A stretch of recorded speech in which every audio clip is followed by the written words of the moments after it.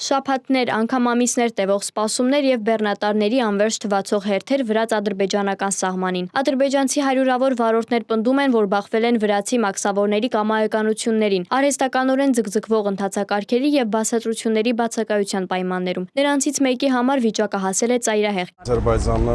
Ադրբեջանից Հունաստան ծխախոտ են տանում եւ սահմանին առանց որևէ պատճառի, չնայած փաստաթղթերի հետ կապված ոչ մի խնդիր չկար, ինձ ուղարկեցին այստեղ, Մաքսատուն, եւ արդեն 21 օր է, ինչ կանգնած եմ այստեղ։ Մենք 20 օր է այստեղ ենք, մոտենում ես, որ հասկանաս, թե ինչ խնդիր կա մեր փաստաթղթերում։ Մեզ բաց թողնողն էլ ասում է գնա մեքենայում քնիր, սպասիր։ Վարորդներին այստեղ կալանավորի պես են պահում, տանջում են վարորդներին այստեղ։ Վարորդները պնդում են, որ իրավիճակն այլ է, երբ նույն բեռը տեղափոխում է վրացական բեռնատարը։ Այս դեպքում սահմանին խնդիրներ չեն առաջանում։ Բաքուն սա մեկնաբանում է որպես փոխադրումների շուկան վերահսկելու Վրաստանի փորձ։ Սակայն հակամարտությունն ունի նաև այլ հարթություն։ Ըստ վարորդների վրացի պաշտոնյաները հեգնանքով են խոսում այսպես կոչված Զանգեզուրի միջանցքի մասին։ Տղաներն ասում են հիմա ոնց գնանք, որ կողմով անցնենք, որտեղով գնանք։ Ասում են չգիտենք, գնացեք Զանգեզուրով։ Դուք ձեր Զանգեզուրի ճանապարհն ունեք։ Գնացեք ընդեղով անցեք։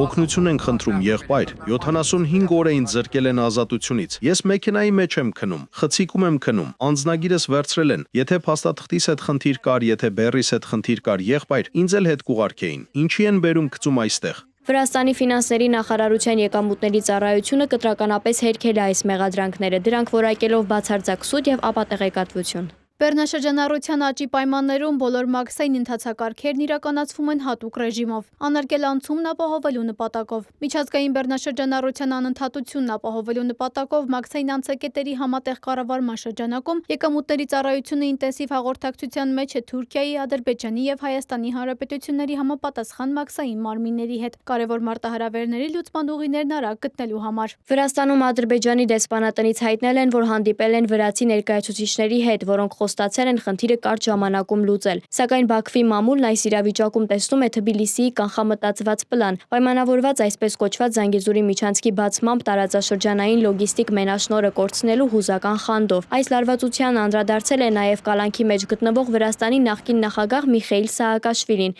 իր Facebook-յան էջում։ Կոբախիձեն Հայաստանից պահանջում է Երևանից արտաքսել վրացական հասարակական կազմակերպություններին, որն այժմ լցված է վրացիներով, քանի որ այն կոնֆերանսները, որոնք նախկինում անցկացվում էին Վրաստանում, արևմտյան փողերով, այժմ բոլորը տեղափոխվել են Երևան եւ փակել նրանց հաշիվները։ Փաշինյանի կառավարությունը պատասխանում է, որ Հայաստանում չկա եւ չի լինի օտարերկրյա գործակալների մասին օրենք, ինչպես նաեւ չկան վրացիների ազատությունը սահմանափակելու հիմքեր։ Իր հերթին Կոբախիձեն Երևանին սպառնում է ապրանքների տեղաշարժման սահմանափակումներով։ Այս իրավիճակը հատկապես ծանոթ է հայ բեռնափոխադրողներին, որոնք տասնամյակներ շարունակ նույնպես բախվել են Վրաստանի տարանցիկ ճանապարհին առաջացող նմանատիպ խոչընդոտներին։